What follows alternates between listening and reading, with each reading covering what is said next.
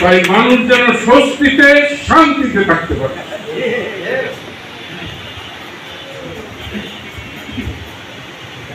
আমি মানুষের স্বস্তি শান্তি চাই।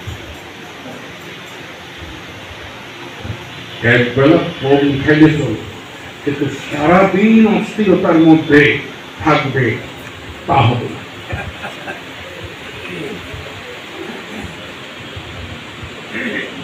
কালিহাতী উপজেলা পুলিশ কর্মকর্তাদের তিনি আমার সাথে এসেছে। তোমরা বলবো যে ওনারা তো বহুত কিছু অত্যাচার করছে। ওনারা অত্যাচার করে নাই, আমরা অত্যাচার করিয়েছি। তো আমরা কথা দিচ্ছি আল্লাহর রহমতে, বিশেষ করে আমাদের দুজনের ব্যাপারটা কিন্তু একই রকম। আমি হলাম প্রথম আর আজু হল শেষ, এবং আজু মায়ের ব্যাপারে অস্থির ছিল। আমি তো আমার আর মায়ের বয়সের ব্যবধান হল 18 বছরের মাত্র। আমি আমাদের মায়ের নামে এই কথা দিচ্ছি। আল্লাহ তো সর্বশক্তিমান, কিন্তু মাকে তো আল্লাহকে আমি দেখি নেই, মাকে তো আমি দেখি। আমার মা আমাকে মানুষের সেবা করার জন্য, পুলিশের জুলুম যেটা হয়েছে সেটা পুলিশ না, পুলিশ চাকরি করে চাকরি দিয়ে আয়ুব খা মনেন খারাপ করিয়েছে। আমি সেই মায়ের নামে শপথ করে বলছি, আল্লাহর রহমতে জীবন থাকতে কালিহাতীতে কোনো অনাচার ইনশাআল্লাহ হতে দেবে না। কে আমাদের পক্ষে কে আমাদের বিপক্ষে আমাদের বিবেচনা তা থাকবে না। মতপার্থক্য থাকতেই পারে,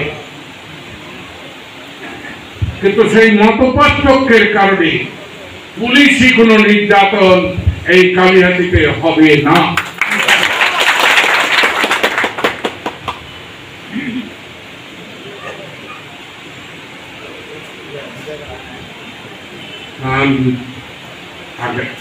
আল্লাহর মধ্যে তো কয়েকদিনের মধ্যেই 1-2 বছরের মধ্যেই তো আমার ইউনিয়ন পরিষদের নির্বাচন হবে, তাই না? আমি বল্লাদেরকে একটা কথা বলবো,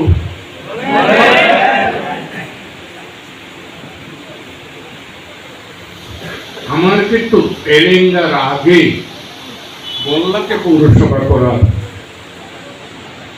চিন্তাটা মাথায় কাজ করেছে, কিন্তু বল্লার লোকরা এগিয়ে আসল। লোকরা বলতে যারা আমাদের সাথে কাজ করে, তাহলে কিন্তু 8-10 বছর আগেই এটা পৌরসভা হয়ে যেত।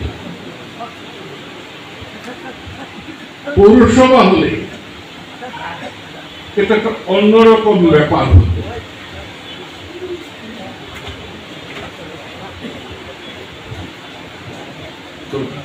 পৌরসভা হোক বা না হোক, ইউনিয়ন পরিষদের নির্বাচন, আমি তোমাদেরকে বলতে পারি একটা ভোট ডাকাতি হবে না, হাততালি লাগবে না, একটা ভোট ডাকাতি হতে পারবে না। 2-4 জন এখানে মধ্যে আছে। আমি 91 সালে নির্বাচনে কি বলছিলাম মনে আছে? তোমরা আমাকে যতই নাস্তিক ভাবো, আমি আমার মতো করে ভাবো। আমি 91 সালে বলেছিলাম যে কেউ যদি আমার জন্য একটি ভোট ডাকাতি করো, তাহলে আল্লাহর নবী রোজ কিয়ামতের দিন তোমাদের সাফায়াত করবে না। কেন? ভোটটা মানুষের অধিকার।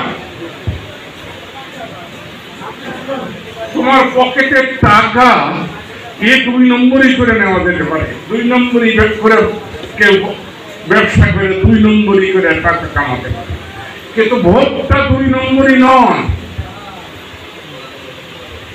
ভোটটা একটা পবিত্র আমানত একটা মানুষের, সেটা কারসাজি করে জোর করে মিথ্যাচার করে নেওয়া আমি অন্তত মানি না।